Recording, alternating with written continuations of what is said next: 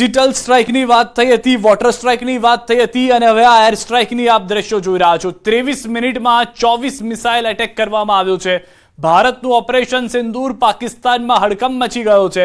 પાકિસ્તાન પર ભારતની આ એર સ્ટ્રાઇક છે કે જે આતંકીઓ પૂરતી સીમિત છે, ન કે પાકિસ્તાનની સેના પર કરવામાં આવી છે, ન કે પાકિસ્તાનના સિવિલિયન્સ એટલે કે નાગરિકો ઉપર। જૈશે લશ્કરને હેડક્વાર્ટર જમીનદોસ્ત કરી દીધા હોવાની પણ જાણકારી મળી રહી છે હાલમાં કે જે હેડક્વાર્ટર હતા તેને ખાત્મો બોલાવી દીધો છે।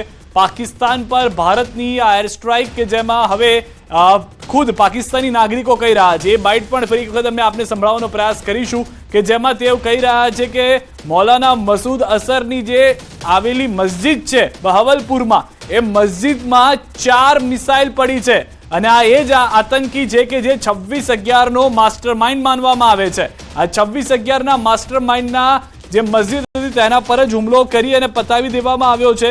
સૌથી વધારે મહત્વની જે જાણકારી હાલમાં મળી રહી છે તે પ્રમાણે આ હુમલામાં ઓપરેશન સિંદૂર નામ આપી અને બદલો લેવાનો જે પૂરેપૂરો વિચાર હતો તે કરવામાં આવ્યો છે। ભારતે આત્મરક્ષા માટે કર્યો હુમલો, ભારતે ઇઝરાયલનું પૂરું સમર્થન મળી ગયું છે। ઇઝરાયલે કહ્યું છે કે ભારતે આત્મરક્ષા માટે કરેલો હુમલો છે।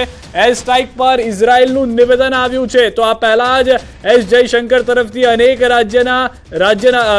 દેશના રાજ્ય નાયકો સાથે વાતચીત કરવામાં આવી હતી અને તેમાં એ વાત સ્પષ્ટ કરી હતી કે ભારત સેલ્ફ ડિફેન્સમાં અનેક પગલાં ભરી શકે છે, જેના સમર્થનમાં ઇઝરાયલ આવી ગયું છે અને ઇઝરાયલે કહી દીધું છે કે ભારતે આત્મરક્ષા માટે કર્યો છે આ હુમલો।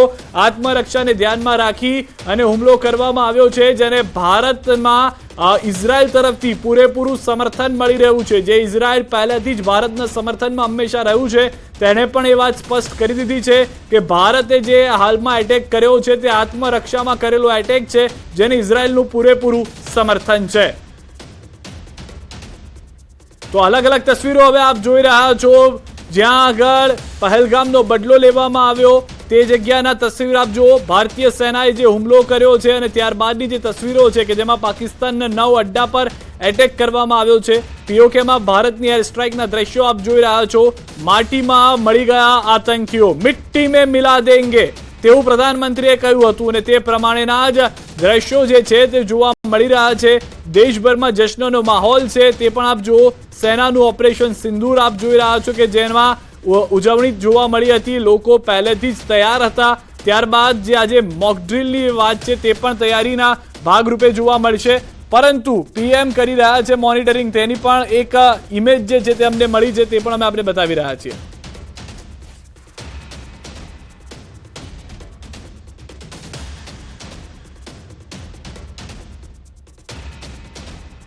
લોકોનું હાલમાં એક જ વસ્તુ કહેવું છે કે જે બદલો લીધો છે, ખાસ કરીને એ મૃતકોના પરિવારજનો હાલમાં કહી રહ્યા છે કે આ સાચી શ્રદ્ધાંજલિ હવે તેઓને મળી છે। 2 અઠવાડિયાથી વધુનો સમય ભલે થઈ ગયો, પરંતુ હવે તેમના પરિવારજનોને સાચી શ્રદ્ધાંજલિ મળી છે કે જે લોકોએ પોતાના સ્વજનો ખોવ્યા છે તેમના તરફથી કહેવામાં આવ્યું છે કે અમને જ્યારે રાત્રે 1:30-2 વાગે ખ્યાલ આવ્યો કે આ રીતે ભારતે એર સ્ટ્રાઇક કરી આતંકીઓનો ખાત્મો બોલાવી દીધો છે, જ્યાં આગળ આતંકીઓ રહેતા હતા, જે મસ્જિદની અંદર આતંકીઓનો મુખ્ય અડ્ડો હતો તેને નેસ્તો નાબૂદ કરી દેવામાં આવી છે, તેની જાણકારી મળતા તેઓ ખુશ હતા। देखिए, जैसे हमारी ये यशस्वी सेनाओं ने उनके ऊपर आक्रमण किया है उस शौर के साथ, उस ताकत के साथ, और सारे आतंकी सेना उनके आतंकियों के उन्होंने सब ध्वस्त कर दिए, उनके जितने भी अड्डे थे।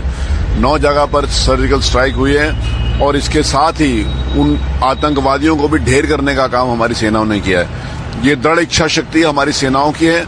ये दृढ़ इच्छा शक्ति उस मजबूत नेतृत्व की है जिसने उसी दिन, जिस दिन इन्होंने पाप किया था आतंकियों ने पहलगाम में हमारे निर्दोष लोगों को मारने का, जिसने कहा था कि हम इनको मिट्टी में मिला देंगे और इनका नष्ट नाबूद कर देंगे, जहां तक ये सोच नहीं सकते उससे ज्यादा इनको सजा मिलेगी।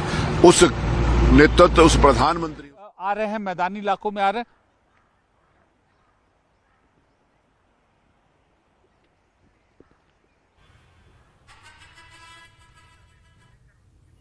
તો હાલના જે દ્રશ્યો છે તે પણ આપ જોઈ રહ્યા છો કે જ્યાં આગળ સેના તરફથી પણ પૂરતી તૈયારી કરી દેવામાં આવેલી છે। ગ્રાઉન્ડ ઝીરો પર ન્યૂઝ 18 સંવાદદાતા પણ ઉપસ્થિત છે, જેમની પાસેથી પણ અમે અપડેટ મેળવી રહ્યા છે કે ત્યાં આગળ શું હાલમાં વધુ હલચલ જોવા મળી રહી છે। જે લોકો આ ઘટનાનો શિકાર બન્યા હતા તેઓ તરફથી પણ પ્રતિક્રિયા આવી રહી છે, તે સાંભળીએ। जो फौजी लोगों ने एक्शन लिया है वो अच्छा किया है और वो सिंधु नाम देके भी औरतों को सम्मान दिया है, वैसा है। याद करते वो भूल भी नहीं सकते वो दिन। हम अभी तक वही लेके मैं रोज रोते बैठती हूँ। मुझे बहुत अच्छा लगा है पाकिस्तान के ऊपर जो हल्ला करने का मोदी ने सोच लिया है। वो तो हम देख रहे थे कि कब मोदी ये करता है, क्या करता है, युद्ध करता है उसकी। अभी अच्छा हुआ है मोदी ने जो किया है वो। भारत सरकार के से हम लोग बहुत उम्मीद लगा के बैठे थे और ये उन्होंने सही किया है। और जो नाम इन्होंने सिंदूर दिया है तो ये भी नाम हम एकदम करेक्ट दिया है, क्योंकि इसमें जो भी औरतें थे, मम्मी थी या असवरी थी या आंटी थे, तो इनके रिस्पेक्ट में या बाकी के जो औरतें थी उनके रिस्पेक्ट में दिया है। और जैसे उन्होंने कहा था कि आप मोदी जी को जाके बताओ हमने औरतों को नहीं मारा है, तो मुझे लगता है ये नाम देके मोदी जी ने इनको रिस्पेक्ट किया है और जो ये आतंकवादी संगठन थे उनको एक करेक्ट आंसर किया है।